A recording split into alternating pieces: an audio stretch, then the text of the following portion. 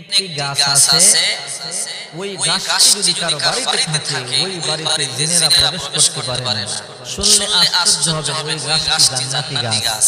আমি এই গাছটির কথা আপনাদেরকে বলবো। অবশ্যই প্রত্যেকেই চেষ্টা করবেন প্রত্যেকের বাড়িতে এই গাছটি রোপণ করবার জন্য।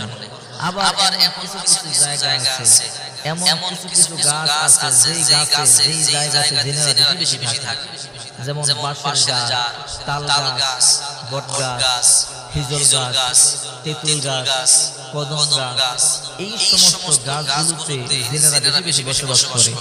বলতে পারেন হুজুর আপনারা কেমনে জানেন? আমরা এই জন্য জানি, মাঝে মাঝে যখন কোনো বাচ্চাকে, কোনো মহিলাকে অথবা কোনো মানুষকে জিনেরা আক্রান্ত করে, তখন জিনদেরকে জিজ্ঞাসা করা হয়, তোমরা কোত্থেকে এসেছো, তোমরা কোথায় থাকো? তাই জিনদের জবানবন্দি থেকে যে কথাগুলো বের হয়,